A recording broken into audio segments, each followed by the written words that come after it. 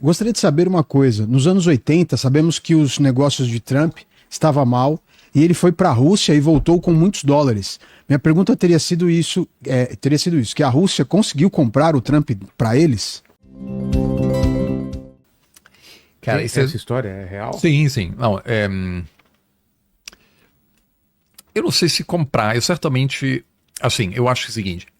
Tem gente dizendo, o Trump é um agente russo. Eu não vou defender essa teoria sem ter provas concretas. Então, se alguém me mostrar dados ou documentos, sei lá, que comprove isso, aí mas eu acho que é irresponsável hoje dizer ele é um agente russo. Não, é que ele está atuando a favor da Rússia. Tá. Isso acho... Eu não acho que seja o caso. Mas, de novo, eu não digo isso como convicção, assim, pessoal, etc. Eu digo, não há dados... Para mim, não há dados suficientes.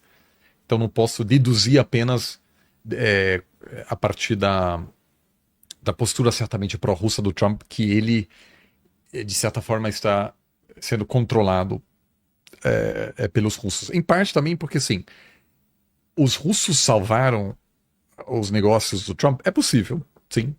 Tinha uma época em que ele quebrou totalmente, nos anos 80.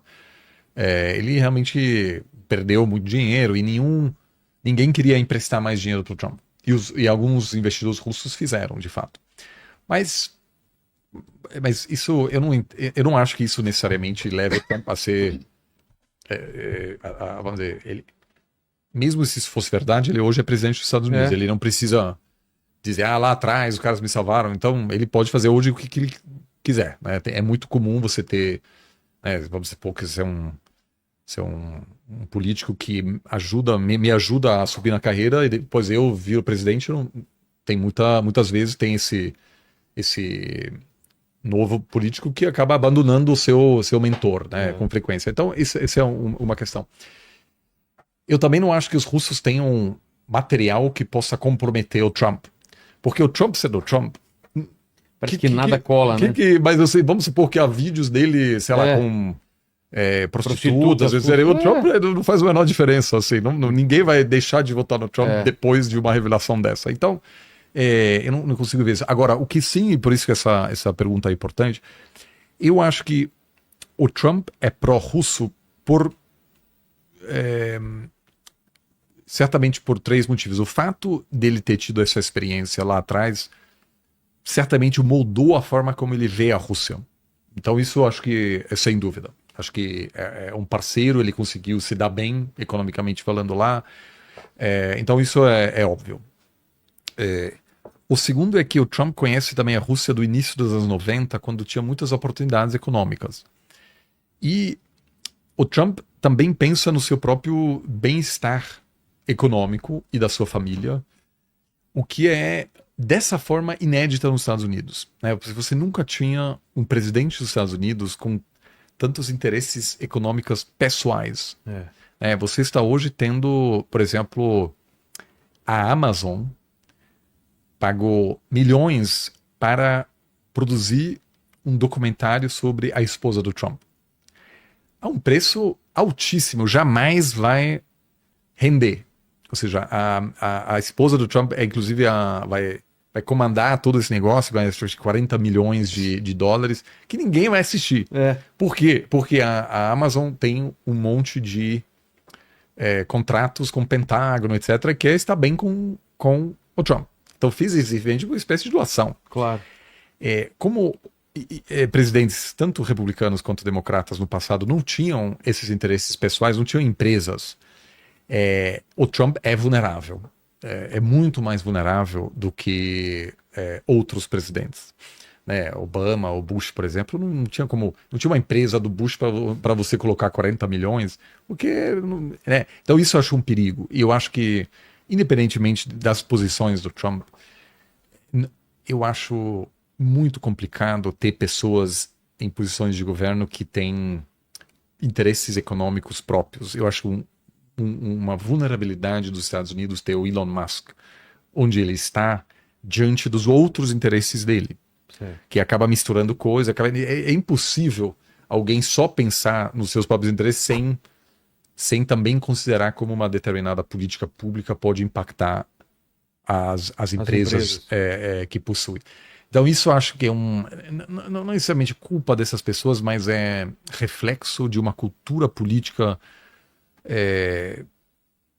ruim nos Estados Unidos, de você ter essa mistura que produz uma dinâmica oligárquica. Você também tem isso na Rússia, por exemplo, né? Pessoas extremamente poderosas economicamente, com acesso direto, que em outros países não chega a ser assim. Mas o fator talvez mais importante é que o Trump tem uma visão de mundo muito parecida com a visão de mundo do Putin, que é uma visão de mundo, e aí voltando ao século XIX, grandes potências que têm suas zonas de influência. Nessas zonas de influência, a soberania não vale, porque quem controla realmente o destino dessas nações não são os eleitores, mas são desses países, mas são as grandes potências por perto. Então, o Trump, me parece,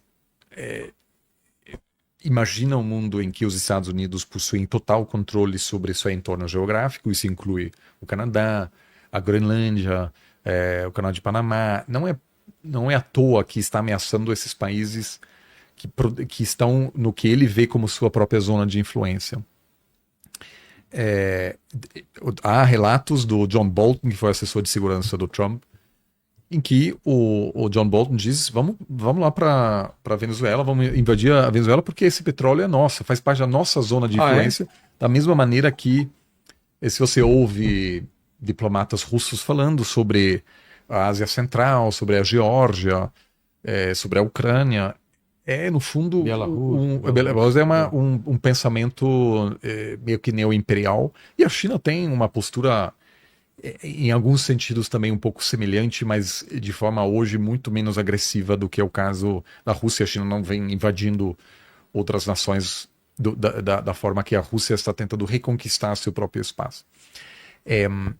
Então existe aí um alinhamento de interesses entre os Estados Unidos, a Rússia e a China. E eu tenho escrito muito sobre a deterioração da relação comercial entre os Estados Unidos e a China, e essa relação eu acho que vai piorar com o passar do tempo.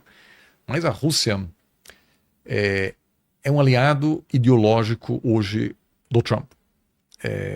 E eu leio semanalmente as principais publicações de propaganda do governo russo, RT, Sputnik, etc.